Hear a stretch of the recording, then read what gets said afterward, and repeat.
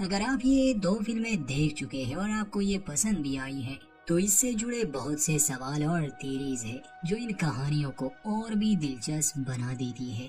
अगर आपने ये फिल्में नहीं देखी तो हमारी ये वीडियोस आपको बिल्कुल बेमतलब सी लगेगी और जिन्होंने देखी है उनके लिए ये काफी इंटरेस्टिंग होने वाली है। प्रोमीथियस और एलियन कवेनेंट को देखने के बाद कई सवाल जन्म लेते हैं, जैसे ये इंजीनियर्स कौन है, कहाँ से आए, आखिर इन्होंने इंसान को क्यों बनाया, फिर ये इन्हें मिटाना क्यों चाहते थे, और सबसे बड़ा सवाल कि इन इंजीनियर्स को किसने बनाया, आखिर क्यों। गुफाओं में वो सितारों का नक्शा था जो कई हजार साल पहले इंसानों ने ही बनाया, जब उनके पास कोई साइंस नहीं थी। आखिर उन्हें कैसे पता था कि यहाँ से कई प्रकाश वर्ष दूर एक ग्रह है जहाँ उन्हें इस सवाल का जवाब मिल सकता है कि इंसान पृथ्वी पर कैसे आया। क्यों इस फिल्म में डार्विन की थ्योरी ऑफ इवोल्यूशन के साथ साथ धर्म को भी चैलेंज किया गया है। उन प्रेडेटर्स और एलियंस का क्या चक्कर है, क्या जेनोमॉर्फ को इंजीनियर्स ने बनाया, अगर हाँ तो क्यों।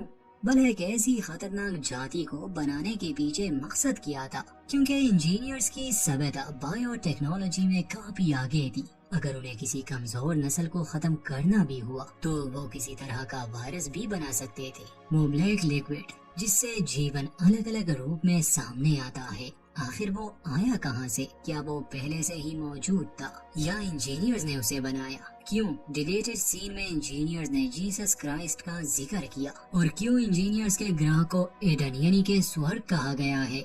डेविड ने एलिजाबेथ शॉ के साथ क्या किया, और कई साल बाद जब वो उस ग्रह पर पहुंचे वहाँ रहने वाले लोगों का कत्लेआम डेविड ने क्यों किया। प्रोमीथियस में दिखाए गए ग्रह जिसका नाम LV-223 है, बाद में उस पर क्या हुआ होगा। फिल्मों से बहुत अहम सीन क्यों डिलीट किए गए, ऐसे अनगिनत सवाल है जिनके जवाब ढूंढने की हम कोशिश करेंगे। ये एक लंबा टॉपिक होने वाला है दोस्तों, तो शायद हम एक वीडियो में इसे कवर ना कर पाए। आज की वीडियो में हम एलियन कवेनेंट के प्रोलॉग स्क्रिप्ट के बारे में बात करेंगे। दोस्तों प्रोलॉग स्क्रिप्ट वो होते हैं जिसमें सब कुछ बहुत डिटेल्स में लिखा हुआ हो, क्योंकि फिल्म की एक खास लेंथ होती है तो डायरेक्टर को कुछ चीजें या तो स्किप करनी पड़ती हैं या फिर शॉर्ट करनी पड़ती है। ये आखिरी दो फिल्में रिडली स्कॉट ने डायरेक्ट की है और इसमें कोई शक नहीं कि सब कुछ आधा अधूरा है। आपको सीधा सीधा किसी भी बात का जवाब नहीं दिया गया। प्रोमीथियस फिल्म के अंत में जब एलिजाबेथ शॉ के अलावा पूरा क्रू LV-223 ग्रह पर मर गया, डेविड ने उससे मदद मांगी। न चाहते हुए भी डॉक्टर शॉ ने उसकी मदद की, क्योंकि अब शॉ वापस पृथ्वी पर नहीं जाना चाहती थी, बल्कि वो एडन यानी उस ग्रह पर जाना चाहती थी जहाँ से ये इंजीनियर्स आए थे, जहाँ इनका घर था। शॉ पूछना चाहती थी कि आखिर उन्होंने इंसान को क्यों बनाया और फिर उन्हें मिटाने की कोशिश क्यों की। डेविड ने कहा था कि इस ग्रह पर उनके और भी अंतरिक्ष यान है और वो उसे चलाना जानता है। अगर शॉ उसकी मदद करेगी तो डेविड उसे इंजीनियर्स के ग्रह पर ले जाएगा, उसे अपने सवाल का जवाब मिल जाएगा। शॉ इसके लिए मान गई। दोस्तों यहीं पर प्रोमीथियस मूवी का एंड हुआ था, और जब साल 2017 में एलियन कवेनेंट आई तो हमें बस इतना पता चला कि शॉ मर गई है। हमें नहीं दिखाया गया उनके बीच क्या हुआ होगा, बस छोटे छोटे सीन दिखाए जाते हैं, मगर असल में फिल्म से 9 साल की कहानी को स्किप किया गया है। जब प्रोमीथियस यान ने पृथ्वी से उड़ान भरी थी, 11 साल बाद एलियन कवेनेंट की कहानी शुरू होती है। 2 साल प्रोमीथियस को LV-223 पर पहुंचने में लगे और बाकी 9 साल तक डेविड और शॉ एक साथ रहे। अब नहीं पता शॉ कब मर गई, सफर के दौरान या जब वो दूसरे ग्रह यानी प्लेनेट 4 पर पहुंचे। एलियन कवेनेंट में जो ग्रह दिखाया गया है उसका नाम प्लेनेट 4 है। तो back to the main topic, उस स्क्रिप्ट के बारे में बात करते हैं जिसे एलियन कवेनेंट में शामिल नहीं किया गया। डेविड और शॉ के बीच क्या हुआ, शायद इससे आपको अंदाजा हो जाए कि शॉ के साथ क्या हुआ होगा, या फिर खास तौर पर ये कि डेविड ने उसे कैसे मारा और क्यों।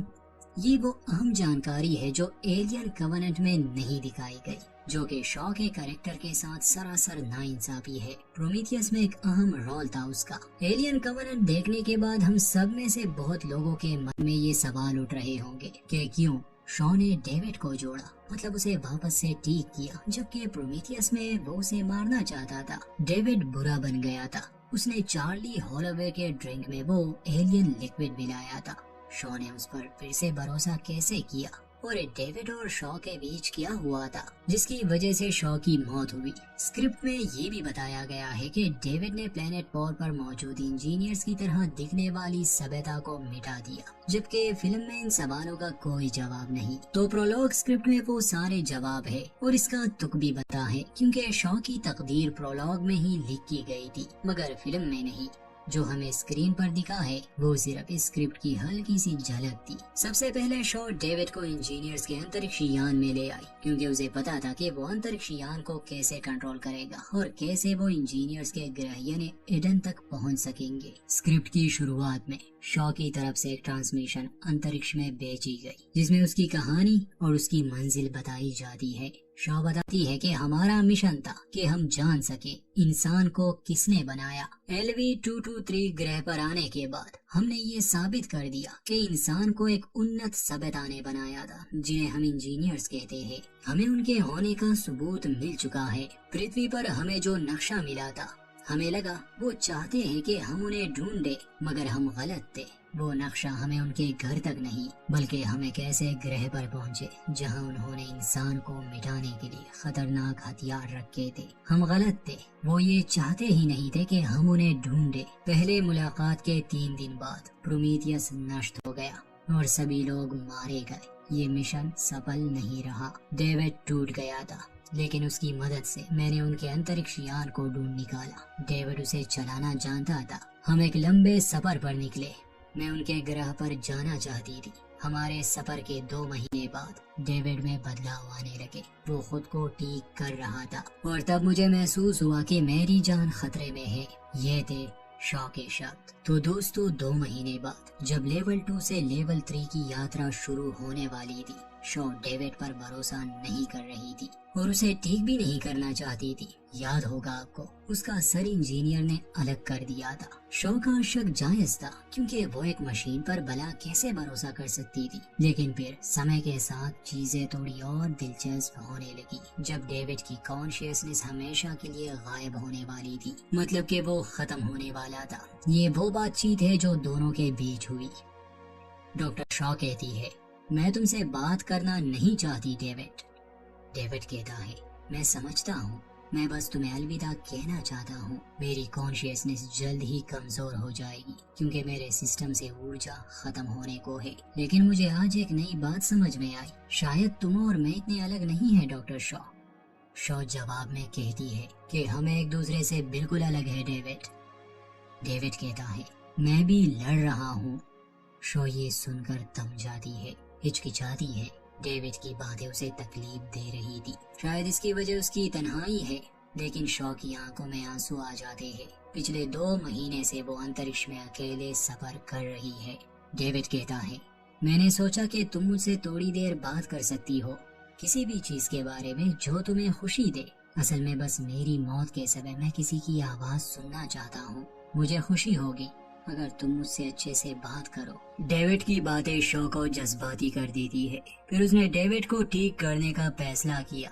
स्क्रिप्ट के अकॉर्डिंग शॉ अंतरिक्ष यान में कई महीनों तक अकेलापन महसूस कर रही थी, इसलिए वो डेविड को बचाने का फैसला करती है, क्योंकि डेविड के मौत के बाद शॉ बिल्कुल अकेली रह जाती। डेविड इंसानों से जुड़े रहने का सबसे करीबी एहसास था और डेविड ने उसके इसी कमजोरी का फायदा उठाया। आसान शब्दों में डेविड ने जज्बात का इस्तेमाल करके अपनी जान बचाई। जैसे कि उसने खुद कहा था, वो इंसानी जज्बात समझ सकता है लेकिन उन्हें महसूस नहीं कर सकता। LV-223 ग्रह से जाने के बाद शॉ बहुत अकेली थी। ये एक अच्छी वजह थी शॉ के लिए कि वो डेविड को वापस से ठीक करे। स्क्रिप्ट में ये भी लिखा है कि शॉ ने जब मेन वायरिंग जोड़ दी थी, तब डेविड बाकी टुकड़ों को जोड़ सकता था और वो अपने आप को खुद ही ठीक कर सकता था। शॉ सावधान रहने लगी। समय के साथ उसे आदत हो गई और यहाँ हमें एलियन कवनेंट के कुछ सीन दिखाए जाते हैं जहाँ वो और डेविड एक साथ थे और दोनों खुश लग रहे थे। डेविड ने एलिजाबेथ शॉ को इंजीनियर्स के नक्शे और कैसे नेविगेट करना है ये भी सिखाया। अब शॉ डेविड से बिल्कुल नहीं डरती थी। ये हिस्सा प्रोलॉग में थोड़ी देर के लिए दिखाया गया है, जहाँ पर डेविड के चेहरे पर एक मुस्कुराहट है। डेविड ने उसकी एक स्केच बनाई थी और शॉ उसकी तरफ देखकर मुस्कुरा रही थी। आखिर में ये लोग उस ग्रह पर पहुंच गए जो असल में इंजीनियर्स का आइडन नहीं था, बल्कि ये इंजीनियर्स ऐसे ग्रहों को आबाद करते थे। ये भी एक सभ्यता थी। इस ग्रह के चारों ओर एक रिंग भी था, जिसे शायद इंजीनियर्स ने ही बनाया, पर याद होगा आपको डेविड ने सब नष्ट कर दिया था, तो शायद वो रिंग भी डिस्ट्रॉय हो चुकी थी। यही वजह है कि एलियन कवनेंट में हमने वो नहीं देखी। ग्रह को देखकर शॉ की आंखों में आंसू होते हैं, जैसे वो जन्नत की एक झलक देख रही हो। डेविड पूछता है, क्या यही तुमने सोचा था? शॉ रोते हुए जवाब देती है, इससे कई ज्यादा, बहुत ज्यादा। डेविड कहता है, तुम्हें रोते हुए देखकर अच्छा लग रहा है। शॉ हैरानी से उसकी तरफ देखती है, पूछती है क्या? फिर बिना किसी वजह के डेविड उठकर उसकी गर्दन तोड़ देता है। शॉ की मौत हो गई। डेविड के चेहरे से इंसानियत का निकाब गायब हो जाता है। अब उसे इसकी जरूरत नहीं थी। वो अब वो बन सकता था जो वो है। ये स्क्रिप्ट में काफी शॉकिंग लम्हा है, खासकर शॉ के लिए, क्योंकि वो फिर से डेविड पर भरोसा करने लगी थी और उसने अपनी जान को दांव पर लगा दिया। बेहतर होता अगर उसकी मौत कम से कम स्क्रीन पर दिखाई जाती, क्योंकि वो काफी इंटरेस्टिंग कैरेक्टर थी। वो समय जब डेविड उसके साथ था, वो बस इंसान बनकर खेल रहा था, शॉ को मैनिपुलेट करने के लिए, और अब वो खुलेआम अपने शैतानी इरादों को पूरा करने में लगा है। उसका मकसद था इंजीनियर्स के ग्रह को तबाह करना और शॉ के शरीर से जेनोमॉर्फ अंडे बनाना। शायद यही वजह थी कि डेविड उसे जिंदा रख रहा था, ताकि शॉ अपने बनाने वालों की मौत अपनी आंखों से देख सके। मरने से पहले दोनों की ये बातचीत भी हुई थी। शॉ कहती है, जब हम वहाँ पहुँचेंगे, जितना हम नजदीक आते हैं, उतना ही मुझे ये सोचने की इच्छा होती है कि क्या हम सच में अपने बनाने वालों से मिलने जा रहे हैं। डेविड कहता है, मैं अपने बनाने वाले यानी मिस्टर वेलेंट से मिला हूँ और उसकी सेवा की है, लेकिन अंत में वो मेरी सेवा के लायक ही नहीं था और उसे अफसोस था कि उसने मुझे बनाया। फिर डेविड जवाब नहीं देता जब तक कि वो शॉ को नहीं मार देता, और फिर कहता है कि स्वर्ग में सेवा करने से बेहतर है नरक में राज करना। इसके तुरंत बाद वो जेनो वायरस के वो मर्तबान छोड़ देता है, जिससे उस ग्रह के लोगों की मौत हो जाती है। डेविड खुद को साबित करता है कि वो इंसानों से बेहतर है, शॉ के इमोशंस को मैनिपुलेट करके और उसे मार के। शायद वो खुद एक गॉड बनना चाहता था ताकि वो अपनी क्रिएशंस कर सके। कहा था ना उसने कि नई रचना के लिए पुरानी का मिटना जरूरी है।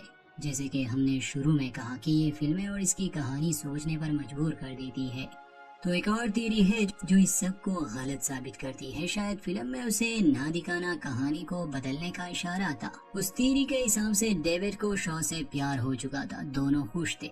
याद होगा आपको, शॉ के पेट में उस एलियन ने जन्म लिया था, तो 2 महीने बाद शॉ बीमार होने लगी, क्योंकि उसके शरीर में अब भी वो वायरस मौजूद था। डेविड उसे बचाने की बहुत कोशिश करता है, उसके पास समय बहुत कम था, इसलिए वो शॉ को सुला देता है ताकि जब ये ईडन पर पहुंचे, वहाँ इंजीनियर्स शायद शॉ का इलाज करे, मगर ऐसा मुमकिन नहीं था। शॉ सफर के दौरान ही मर गए और डेविड ने रास्ता बदल दिया। वो इंजीनियर्स के ग्रह पर नहीं गया, बल्कि वो बदला लेना चाहता था। जैसे उन्होंने शॉ को उससे छीन लिया, उसकी प्यारी चीज को खत्म कर दिया, वैसे ही वो उस ग्रह के पूरे सभ्यता को खत्म कर देता है, जिन्हें बनाने में इंजीनियर्स को कई सदियां लगी होगी। और उसे वापस लाने के लिए डेविड ने शॉ के शरीर पर अलग अलग एक्सपेरिमेंट किए। जरूरी नहीं वो वैसे ही जिंदा हो जाए, बस वो उसे वापस लाना चाहता था, जिससे जेनोमॉर्फ ने जन्म लिया। यही वजह थी कि डेविड ने उसकी याद में खबर बना और उसे याद करके वो उदास हो जाता। अब ये आप पर है कि आप किस बात को मानते हैं। ये वीडियो यहीं तक थी दोस्तों। अगर आप इस तरह के डिटेल्स में इंटरेस्टेड है तो रिस्पांस पॉजिटिव दे, जिससे इसके और एपिसोड्स भी आएंगे।